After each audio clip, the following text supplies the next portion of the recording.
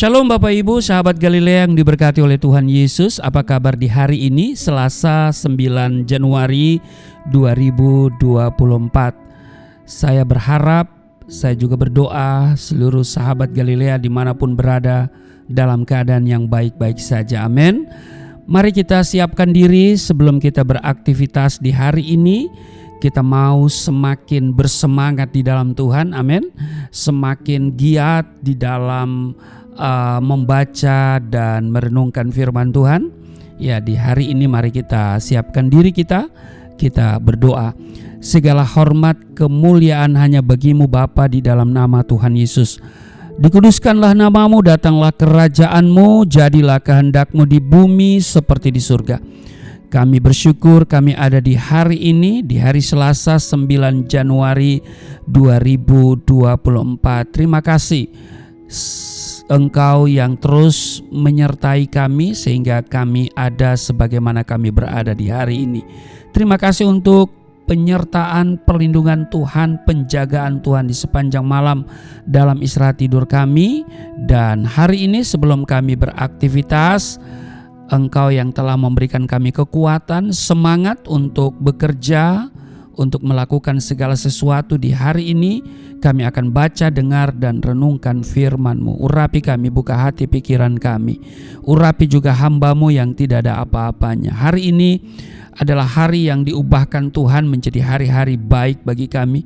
Hari penuh berkat, ada terobosan, ada promosi Tuhan kerjakan di dalam nama Tuhan Yesus. Haleluya, amin. Kita baca di Yesaya pasalnya yang ke-7 pada ayat 1 sampai dengan ayatnya yang ke-9. Yesaya dan Raja Ahaz. Dalam zaman Ahaz bin Yotam bin Uzia, Raja Yehuda, maka Rezim Raja Aram dengan Pekah bin Remalia, Raja Israel, maju ke Yerusalem untuk berperang melawan kota itu, namun mereka tidak dapat mengalahkannya. Ayat 2, lalu diberitahukanlah kepada keluarga Daud, Aram telah berkemah di wilayah Efraim. Maka hati Ahaz dan hati rakyatnya gemetar ketakutan seperti pohon-pohon hutan bergoyang ditiup angin. Ayat 3, berfirmanlah Tuhan kepada Yesaya, baiklah engkau keluar menemui Ahaz, engkau dan Shear Yashub anakmu laki-laki ke ujung saluran kolam atas, ke jalan raya pada padang tukang penatu, dan katakanlah kepadanya, teguhkanlah hatimu dan tinggallah tenang. Janganlah takut dan janganlah hatimu kecut karena kedua puntung kayu api yang berasap ini, yaitu kepanasan amarah Rezim dengan Aram dan anak Remalia. Ayat 5, oleh karena Aram dan Efraim dengan anak Remalia telah merancang yang jahat atasmu dengan berkata, marilah kita maju menyerang Yehuda dan menakut-nakutinya serta merebutnya, kemudian mengangkat anak Tabel sebagai raja di tengah-tengahnya. Ayat 7, maka beginilah firman Tuhan Allah, tidak akan sampai hal itu dan tidak akan terjadi. Ayat 8, sebab Damsyik ialah ibu kota Aram dan Rezin ialah kepala Damsyik.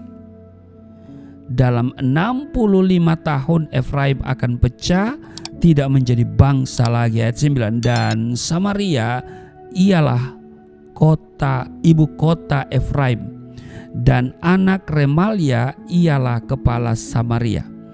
Jika kamu tidak percaya, sungguh kamu tidak teguh jaya. Nah, ini menarik di ayat 9 bagian B.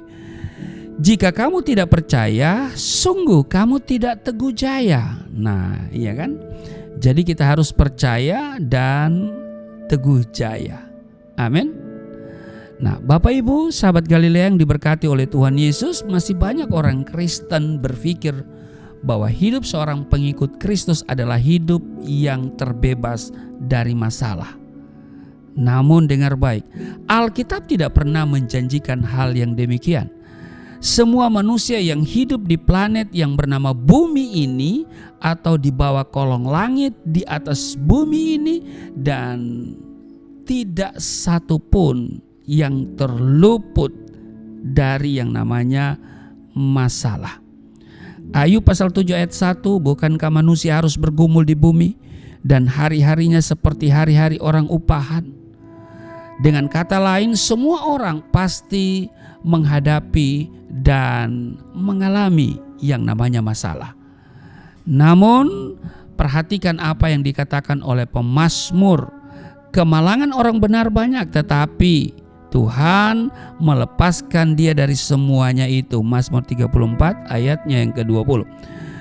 Di ayat 22, dan kemalangan akan mematikan orang fasik, dan siapa yang membenci orang benar akan menanggung hukuman. Nah, dari ayat ini ya kita lihat bahwa orang percaya tidak perlu kecut dan tawar hati karena ada Tuhan yang selalu berpihak atau berada di pihak dia. Seberat apapun masalah yang engkau hadapi, ya, jika engkau seorang percaya, engkau akan tetap teguh jaya, asalkan kita tetap hidup dalam kebenaran, percaya kepada Tuhan, dan mengandalkan Dia dalam segala hal. Teguh jaya bisa diartikan berkemenangan dan tidak tergoyahkan di segala keadaan. Nah, seringkali kita berpikir bahwa kita bisa kuat kalau situasi yang ada sangat mendukung. Bagaimana jika situasi yang terjadi sangat bertolak belakang? Hidup orang percaya, saya mau katakan, tidaklah ditentukan oleh situasi dan kondisi di sekitar kita. Meskipun situasi tidak memungkinkan dan sungguh teramat berat, orang percaya akan tetap teguh jaya asalkan ia tetap melekat kepada Tuhan. Amin. Karena apa? Karena ada Roh Kudus yang senantiasa memberi kekuatan. Ada tangan Tuhan yang selalu siap untuk menopang. Sehingga seperti pemazmur katakan, ya, apabila ia jatuh, itu orang benar, saudara saya, tidaklah sampai tergeletak sebab Tuhan menopang tangannya. Itu tercatat di Mazmur 37 ayat 24. Karena itu Bapak Ibu sahabat Galilea yang diberkati oleh Tuhan Yesus, tidak ada alasan bagi kita untuk tidak mengucap syukur dan bersuka cita di segala keadaan. Sebab dalam segala perkara Tuhan turut bekerja untuk mendatangkan kebaikan. Amin. Kita juga patut bersyukur karena kita punya Bapa yang baik. Di dalam Matius pasal 7 ayat 9, 10 dan 11 dikatakan begini, adakah seorang daripadamu yang memberi batu kepada anaknya jika ia meminta roti? Ayat 10. Atau memberi ular jika ia meminta ikan? Ayat 11.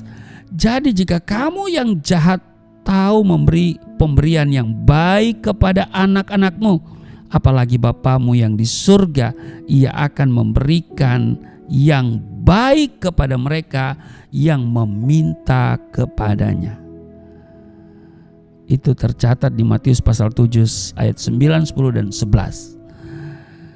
Kita seringkali merasa tidak kuat menghadapi masalah karena kita terlampau banyak memikirkan hal-hal yang negatif. Ini masalahnya. Karena itu mari ya kita buang segala pikiran-pikiran negatif yang hanya mendatangkan ketakutan, kekhawatiran, galau, ya. Ketika pikiran-pikiran kita penuh dengan hal yang negatif, kita kehilangan damai sejahtera, kita kehilangan sukacita, ya. Karena itu sekali lagi saya mau tekankan, ya, apapun situasi, kondisi yang ada di sekitarmu, kita tetap bersukacita. Bukan karena situasi. Kita bersukacita karena Allah berpihak kepada kita. Ya, kita bersukacita karena kita tahu ya surga milik kita. Karena nama kita tercatat di surga, maka penghuni surga akan menolong kita. Elemen-elemen surga akan menolong kita. Jadi selalu ada kemenangan di pihak orang benar. Kenapa? Karena Tuhan selalu campur tangan. Amin. Tuhan Yesus memberkati. Mari kita berdoa. Terima kasih untuk hari ini. Engkau selalu ada bersama kami dalam segala musim kehidupan kami. Karena itu kami mau percaya dan teguh jaya. Kami tidak pernah ragu, tidak pernah takut, ya, karena kami memiliki Allah yang luar biasa, Allah yang dahsyat di dalam nama Yesus Kristus. Berkati seluruh sahabat Galilea. Dalam keadaan apapun, mereka yang sakit Tuhan jamah, sembuhkan, pulihkan. Di dalam nama Yesus Engkau berbelas kasihan, Engkau berkemurahan. Di dalam nama Tuhan Yesus, maka kesembuhan mengalir dari ujung kepala sampai ujung kaki. Di dalam nama Tuhan Yesus, mereka yang letih lesu berbeban berat diberikan kelegaan. Mereka yang bergumul, entah masalah jodoh, masalah rumah, masalah perkawinan, masalah ekonomi, masalah pekerjaan, masalah apapun, kami percaya nama Yesus, nama yang memberikan jaminan, nama yang memberkati kami. Karena itu hamba doa di dalam nama Tuhan Yesus, mereka semua terpelihara di dalam menjalani tahun 2024. Kami semakin mau dekat bergantung sepenuhnya kepadamu. Di dalam nama Tuhan Yesus. Haleluya. Amin.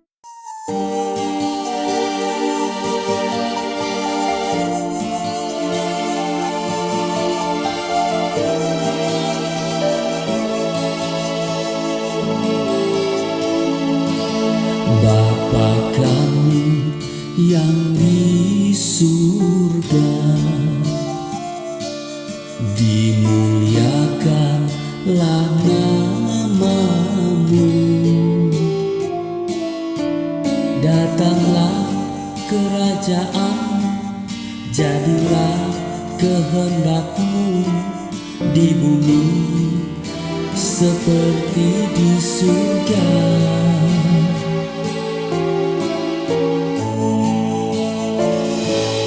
Berikanlah kepada kami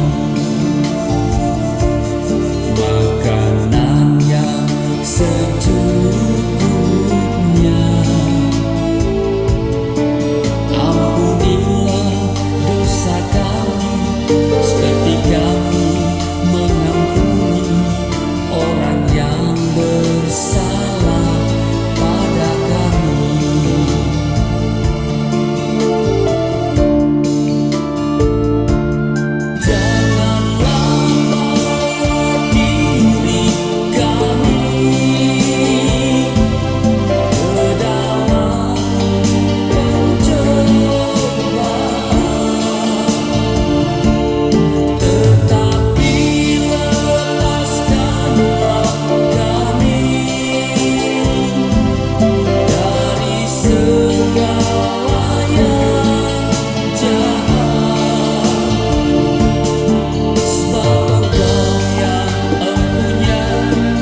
Kerajaan